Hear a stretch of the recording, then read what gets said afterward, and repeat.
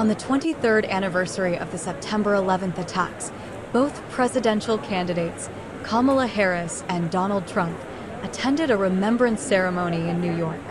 Dignitaries, first responders, and grieving families gathered to commemorate those who lost their lives in the terrorist attacks. U.S. President Joe Biden joined Harris, who is the Democratic presidential nominee.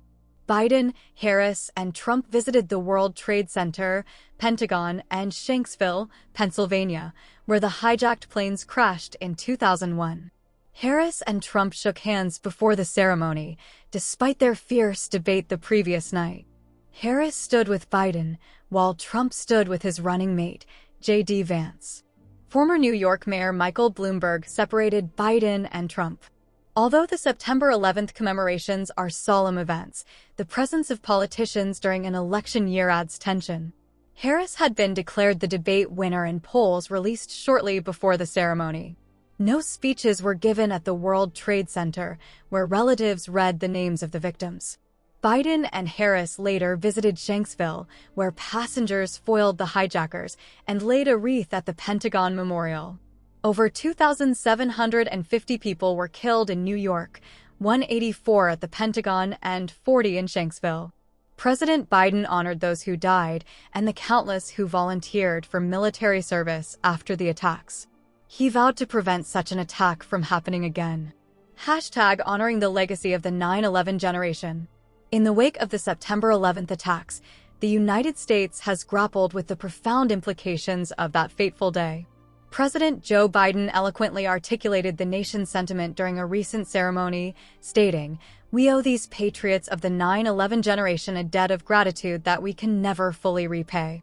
His words echoed the sacrifices made by countless service members who were deployed to Afghanistan, Iraq, and other war zones in the years that followed. The commitment to their duty culminated in significant milestones, such as the capture and killing of Osama bin Laden, the mastermind behind the attacks. On a day marked by both remembrance and reflection, U.S. congressional leaders posthumously awarded the Congressional Gold Medal to 13 service members who tragically lost their lives in the suicide bombing at Kabul's airport on August 26, 2021. This event occurred during the chaotic withdrawal of U.S. forces from Afghanistan, a poignant reminder of the ongoing sacrifices made by those who serve this nation. Despite the solemnity of the occasion, the political atmosphere surrounding the commemoration was notably tense. Although these events are officially nonpartisan, the presence of political leaders often adds layers of complexity to the proceedings. In New York, where the memorials were held, the feelings of grief and pride intertwined, creating an environment where personal loss took precedence over political divisions. Melissa Tarasiewicz, who lost her father, New York City firefighter Alan Tarasiewicz, poignantly remarked, "You're around the people that are feeling the grief, feeling proud or sad, what it's all about that day, and what these loved ones meant to you. It's not political." As the years pass, a generational shift is becoming increasingly evident in the tributes delivered during these commemorative events. Many of the names read aloud now belong to individuals who were born after the attacks, yet they carry the weight of their family legacies. These children and young adults, often the offspring of victims or their relatives, have inherited stories and memories that they may never have personally experienced.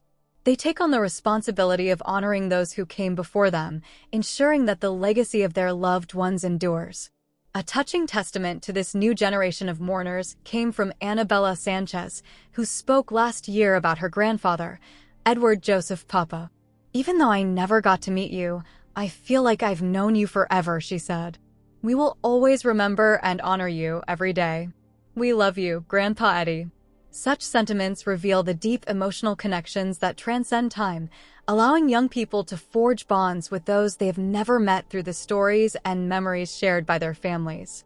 The phrase, "I never got to meet you," has become increasingly common among young tributes, signifying a generational change in how the legacy of the September 11th attacks is commemorated.